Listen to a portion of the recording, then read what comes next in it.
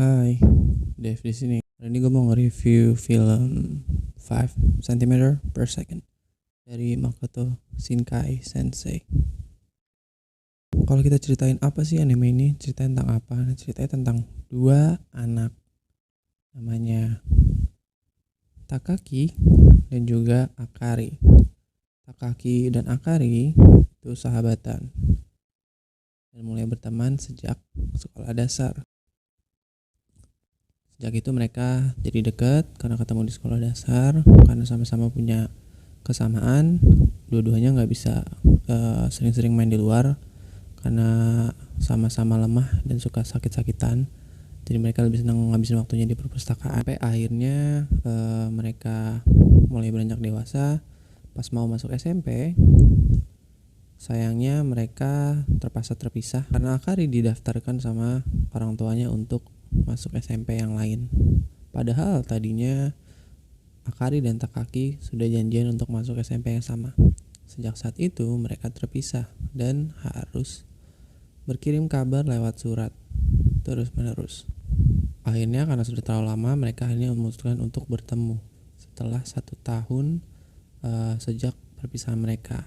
Mereka bertemu saat mereka di SMP. Pertemuannya pun juga nggak mudah karena harus ngelewatin jalur kereta yang jauh dan juga saat itu sedang badai salju. Jadi terpaksa harus tertunda berjam-jam dan akhirnya mereka bisa ketemu di malam hari yang akhirnya berlanjut sampai besok paginya. Nah, ketika mereka berpisah di kereta, mereka berdua berjanji untuk saling bertukar kabar lebih sering dan juga Takaki berjanji untuk menelpon Akari. Namun sayangnya itu cuma janji, pada kenyataannya hal itu tidak terjadi. Kenapa? Karena semakin banyak dewasa, Takaki semakin sadar bahwa hubungan mereka tidak bisa berlanjut lebih jauh karena situasi yang ada di sekitar mereka tidak memungkinkan. Realita akhirnya lebih berkuasa daripada keinginan mereka berdua. Pada satu sisi di masa SMA, Takaki juga kenal dengan satu orang perempuan yang satu sekolah dengannya, namanya Kaene. Kaene ini seorang peselancar. Dia ikut klub selancar dan Takaki waktu itu ikut klub pemanah. Singkat cerita, Kaene itu suka sama dia dan akhirnya memutuskan untuk menyatakan perasaannya. Namun sampai akhirnya ia tidak bisa melakukan hal itu karena ia sadar bahwa Takaki hanya melihat kepada Akari. Ia sadar bahwa Takaki menyukai seseorang yang jauh di sana, dan seringkali Kaene juga melihat Takaki mengirim pesan kepada seseorang. Dan ia tahu bahwa ia mengirim pesan kepada seorang yang ia cintai. Namun pada kenyataannya Takaki hanya mengetik pesan tersebut, tapi sekalipun tidak pernah berani mengirim ke Akari.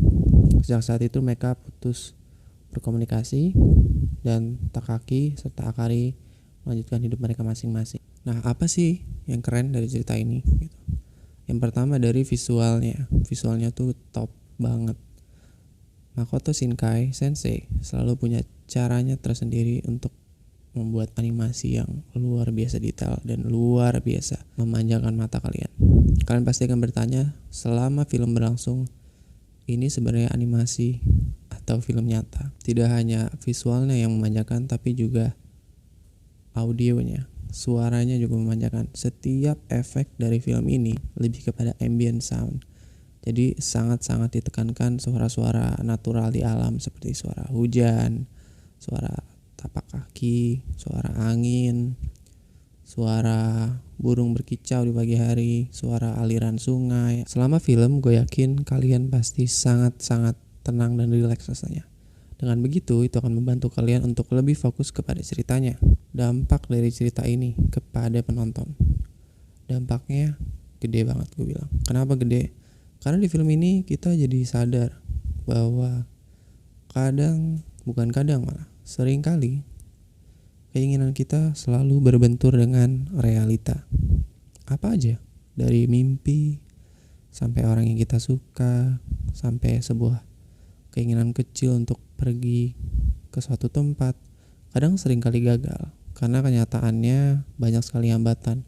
Entah cuaca, kondisi keluarga, kondisi ekonomi, keterpaksaan harus menetap di satu tempat, suatu kecelakaan, banyak sekali terjadi. Yang artinya hal itu berbenturan dengan apa yang kita inginkan, dan hal ini juga yang terjadi sama Takaki dan juga Akari. Mereka berdua berharap untuk bisa selalu dekat dan berharap untuk bisa terus bersama. Tapi satu hambatan yang jelas-jelas berada di depan mata mereka adalah jarak dan juga kesulitan berkomunikasi. Pada akhirnya, karena mereka juga sibuk dengan dunianya masing-masing, dengan hidupnya masing-masing, kenyataan berkata lain, tidak selalu sesuai dengan keinginan mereka. Dan pada akhirnya mereka mau gak mau harus ikut dengan realita yang ada. Dan ini juga sekali lagi berhubungan sama kita, karena kita juga ngerasain hal ini, walaupun mungkin kasusnya berbeda. Tapi dengan begitu, film ini mengajarkan kepada kita atau mengingatkan kembali bahwa realita ya realita, mimpi ya mimpi. Kadang kita bisa mengalahkan realita, kadang realita yang mengalahkan kita. Kita gak bisa berbuat apa-apa. Lalu apa sih kesimpulan dari ceritanya? Kesimpulannya adalah ada pada scene di mana Takaki dan juga Akari tidak sengaja bertemu di satu perlintasan rel kereta. Mereka bertemu ketika musim sakura. Sama dengan sekali lagi mereka bertemu di sekolah dasar dulu. Dan ini juga yang menjadi alasan judul film itu bernama 5 cm per second. Kenapa 5 detik per second? Karena itu adalah kecepatan jatuh dari bunga sakura dari pohonnya ke tanah. Dan mereka dipertemukan lagi di akhir film pada adegan di mana mereka tidak sengaja berpapasan di satu perlintasan rel kereta yang dipenuhi dengan pohon sakura. Ketika berpapasan, mereka akhirnya menyadari satu sama lain bahwa itu adalah orang yang mereka cari selama ini. Akhirnya keduanya memutuskan untuk menoleh. Namun sayang sekali, kereta pun lewat dan mereka tidak bisa melihat satu sama lain. Ketika kereta sudah berhenti, Takaki menoleh, namun Akari sudah pergi. Pada scene ini memang agak ambigu, karena bisa saja ini cuman hayalan dari Takaki semata, bukan kenyataan yang memang ada.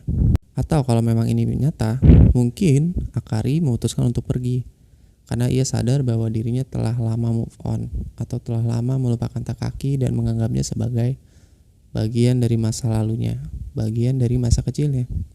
Walaupun selama bertahun-tahun ia selalu ingat kepada Takaki. Lalu setelah scene tersebut diperlihatkan adegan di mana Takaki pun menoleh melanjutkan perjalanannya sambil tersenyum. Di sini Makoto Shinkai Sensei mencoba memberikan gambaran kepada kita bahwa Takaki telah move on dan telah menerima kenyataan yang ada dan telah memutuskan untuk membiarkan Akari memiliki kebahagiaannya sendiri. Namun sekali lagi Makoto Shinkai Sensei selalu memberikan makna ganda atau makna tersendiri kepada setiap penontonnya yang berbeda-beda. Artinya apa? Artinya kita bisa menentukan sendiri apa kira-kira yang menjadi akhir dari cerita ini. Kita punya spekulasi masing-masing. Dan ini adalah spekulasi gue. Mungkin spekulasi kalian berbeda, itu terserah kalian. Tapi ini review dari gue, Dave. Terima kasih yang udah mau nonton. Semoga kalian tergerak untuk nonton filmnya. Kalian bisa cari di Google, linknya banyak banget di web-web streaming film ternama. Atau kalian bisa nonton lewat Netflix juga. Atau kalau kalian mau dukung kreatornya, kalian bisa beli Blu-ray-nya. Tapi emang agak sulit sih, semoga ketemu. Karena ini film tahun 2007, udah 13 tahun yang lalu ya. Jadi agak susah kayaknya nyari Blu-ray-nya. Tapi semoga ketemu ya, good luck. Dan buat kalian yang nonton sampai akhir, semoga ada satu manfaat dari video yang gue bikin. Feel free to check my other video. Kalau kalian tertarik silahkan cek. Ada beberapa konten yang mungkin bisa berguna buat kalian. Terima kasih sekali lagi dan sampai ketemu di video selanjutnya. Bye.